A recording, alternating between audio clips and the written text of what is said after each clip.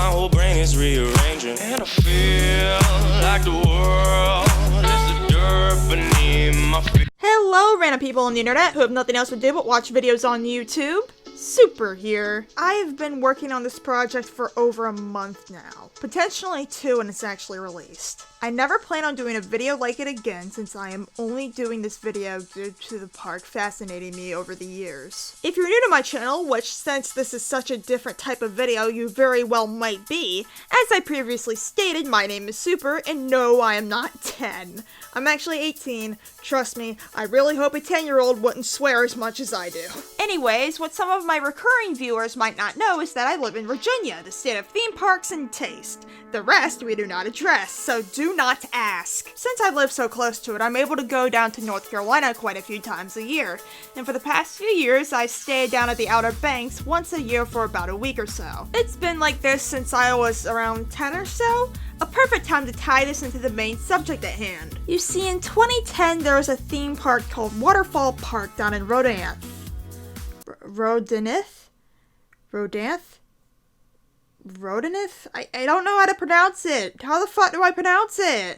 Rodanthe, North Carolina. Apparently it's pronounced Rodanthe. Okay. Called Waterfall Park down in Rodanthe after being open for around 30 years at that point. I knew about the park, but I never knew its actual name. I always saw the remains of it whenever I forced my parents to take me to Kitty Hawk Kites for the millionth time. Only when I got older was I truly intrigued by it though.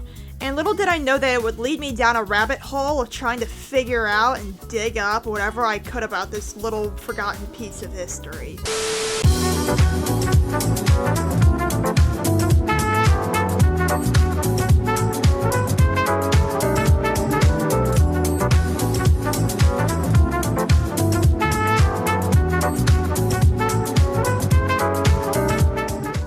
Starting this project, I realized I was having a really hard time finding stuff about it. Fuck, I didn't even know the name of it till actually researching what the hell the park was. Most of the links with stuff about the park were on the first page of Google search results. Hell, just specifying Waterfall Park Outer Banks only gave me less than 3,000 search results.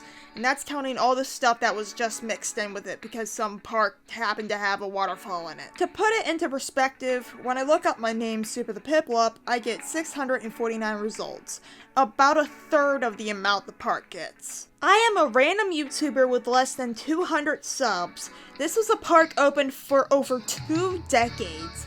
I shouldn't have a third of its results. I shouldn't even be fucking close. In order to get information about the park, I had to resort to using old forum threads for this video, and the only real footage I have that isn't drone footage is a bunch of fucking dumbasses being dumbasses. So yeah, honestly just like the video for the lengths I had to go to make this documentary in the first place. It's ridiculous the amount of effort I put into a video that will probably cap out at 100 views if I'm lucky. So without further ado, let's get to the park itself, shall we?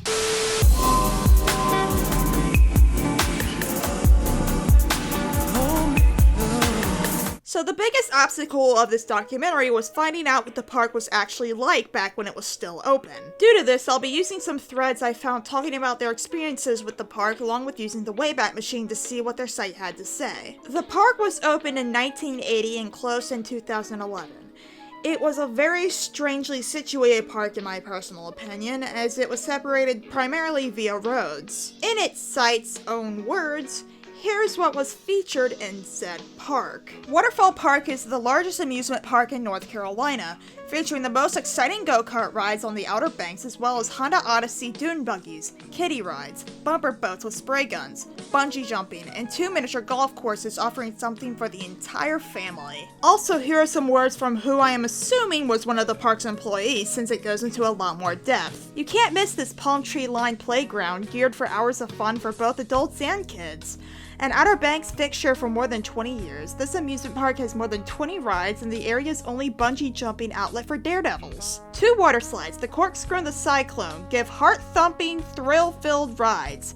But this wonderland has a multitude of other offerings. 2 mini golf courses, model Grand Prix race cars, Winston Cup stock cars, outlaw sprint cars, NASCAR super trucks, and free fall go-karts. not to mention speedboats and bumper cars. Children have to at least be 12 years old to ride the adult rides. Kiddieland features rides for ages 3 to 9. There's no admission charge to get into the park. Call for prices to ride. Your best deal can be had with one of 40 combination tickets, which save you more money the more you ride. Waterfall Action Park is open daily, 10 a.m. to 9 p.m., from Memorial Day through Labor Day. The park apparently did pretty well too. The land was worth approximately $3 million. Not even sure if the number was adjusted for inflation or not, nor am I exactly sure where the article heard this figure from. However, since this is beach property and especially so much of it, I believe that it would have been around this amount of money, if not more. It was super popular. Then everything went downhill in the 2000s. You sometimes see me smile, it's to tell you that I care. Everything I've seen has made me believe the beginning of the downfall of Waterfall Park, and the biggest factor of its downfall is the fact that one of its owners, George Murgos, died in 1995. His wife and her son had tried their best to run the park without him, however the damage was done. They couldn't properly run the park without him, and so the park ended up becoming very run down by the time the 2000s rolled around. These are some users' experiences with the park around this time. These were said in response to finding out that in 2011 it wouldn't be opening that spring. I remember going in the 80s and thought it was the best place ever, but over the past few years it's looked like an accident waiting to happen. I don't have kids, but I don't know that I'd let them on anything there. Sad though it's closed. No big surprise, that place has been drifting downward for a number of years now. On one hand it's a shame, but as it's been stated, it was looking like an accident waiting to happen. We shall see what the future holds. Hopefully they will take down the 30 billboards down in Currituck? Currituck? What the fuck? How do you pronounce this? What the fuck? What is with these names? Apparently it's pronounced Currituck. Alright, hopefully they will take the 30 billboards down in Currituck. It is all you see when you're arriving in OBX. They make you think it is some big amusement park, but when you get to RWS, which, if you don't know what RWS is... Actually, what the fuck is RWS? What? Apparently, it's some construction thing. I don't know. What? They make you think it is some big amusement park, but when you get to RWS, you better not blink or you will miss it. When we went past there last week, the place was really run down and wouldn't be a place we'd feel safe using the rides. We used to take the kids there in the 90s, and it was a nice place to go, but the last few years it was run down and dirty. Sure would be nice if someone put some decent water slides in there. Well good, I'd wish they'd tear it down. It's an eyesore. We did have some fun evenings there several years running. Last year, the boys walked down there and categorically refused to drive anything. They said they didn't want to get hurt. Smart kids. We used to day trip there from KDH, which, this I actually know, it's Kill Devil Hills, when we were kids. But the wife and I drove through there this spring and I almost didn't recognize the park. Too bad. It really did used to be an awesome time. Yeah, in its day, it was a good, clean place that provided entertainment for a lot of kids and young adults. Certainly in the current state of disrepair, it is no longer worth visiting. In short, it needed to be fixed up badly, but sadly, it just got worse and worse. In 2011, as I said before, it was announced it wouldn't be reopening that spring. And later that year, it was hit with Hurricane Irene, doing tons of damage, leading them to practically abandon the park altogether.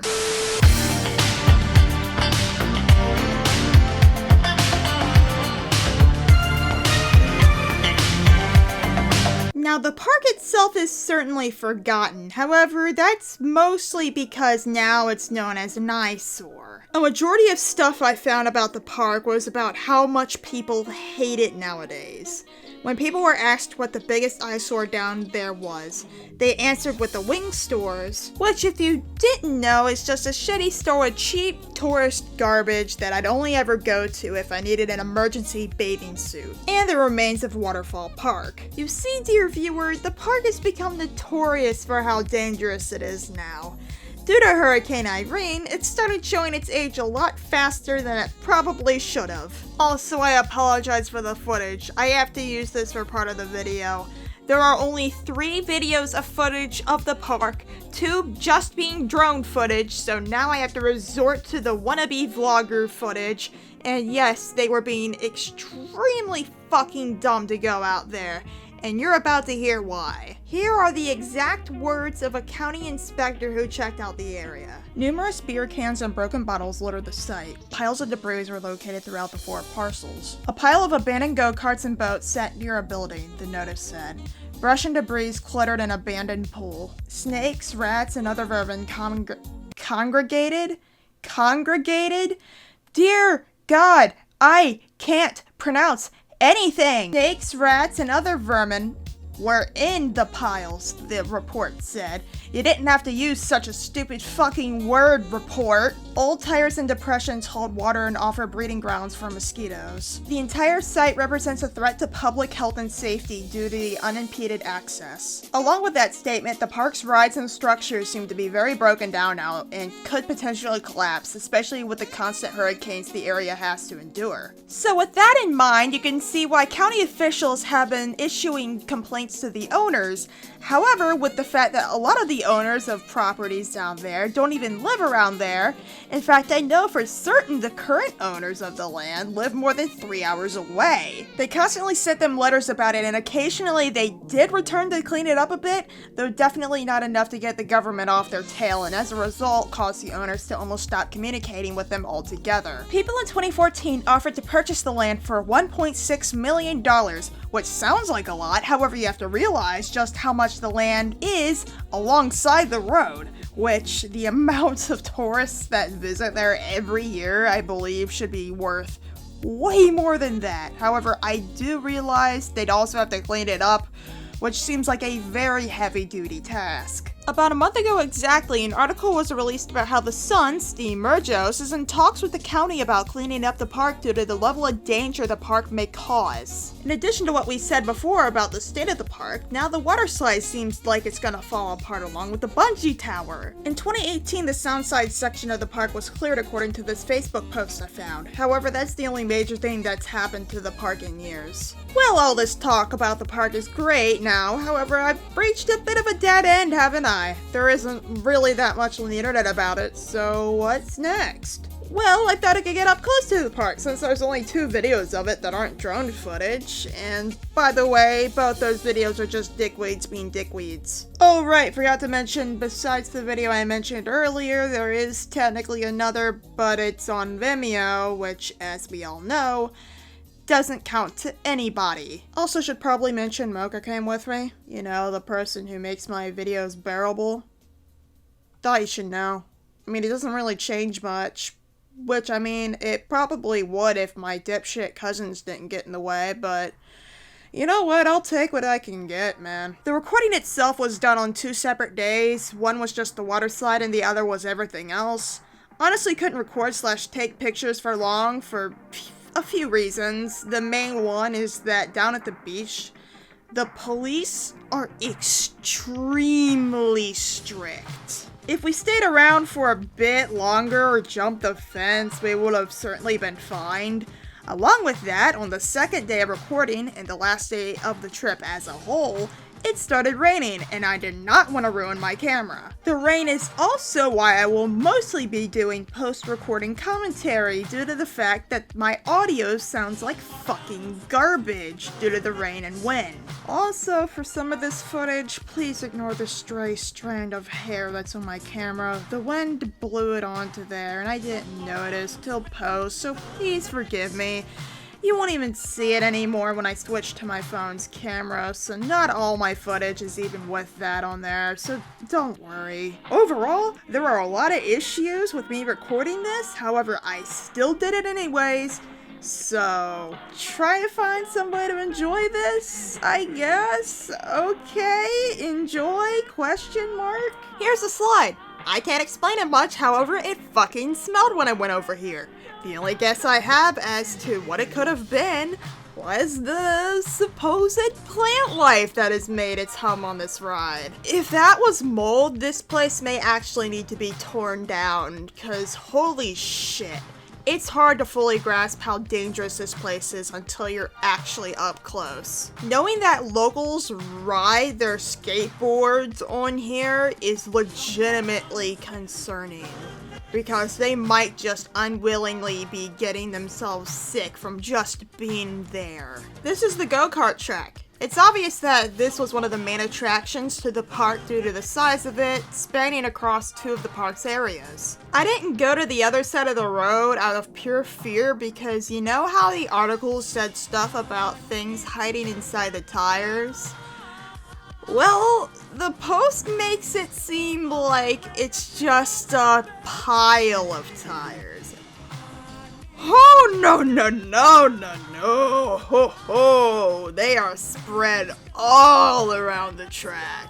These can easily get filled with water and become a breeding ground for bacteria and mosquitoes.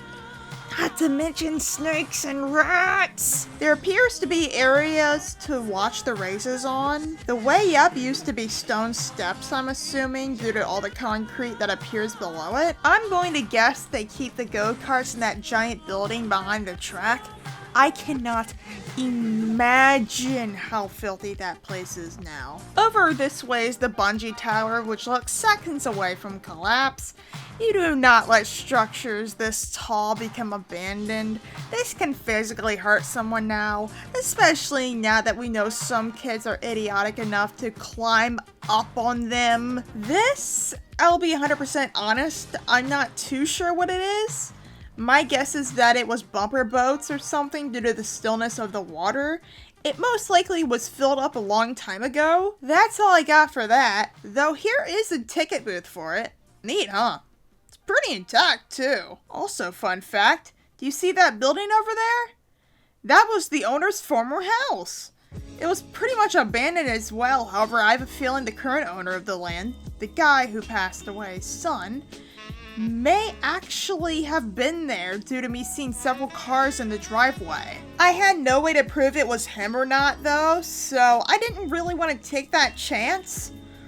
Gorgeous house though, I really hope he does something with it. This was next to the water slide. I believe it was formerly a concession stand due to it not having its ticket sign up on it like the ticket booth had. It was the only one I saw as well. I know there was some parts of the park I couldn't see, so there probably was more than just that one. However, still, I really would have expected more. And finally, this was a pool. You couldn't really tell from over here, however, via the drone footage someone caught in the park, it's pretty obvious. And that's about all I got. I'm not a professional, so please excuse my poor camera work. But it really was a great experience seeing it up close like this. So if you're ever down there, I really couldn't recommend checking it out enough. Though maybe you should wear a mask just in case it is rolled on the slide. And I hope you had a great experience learning about what this park was. I really put a lot of effort into this video, so a like is really appreciated. And while my other content isn't similar to this, I would appreciate it if you checked it out and subscribed. Alrighty! See ya. Road. The pigeons are still there. They don't give a shit about the rain. Of course they don't give a shit. They're pigeons. Pigeon. I wish I was a pigeon. Why? Because you get to not give a shit and nest anywhere you want, and you can fly wherever, I guess. Just be a seagull then. They do the same exact shit. Seagulls are assholes. Exactly.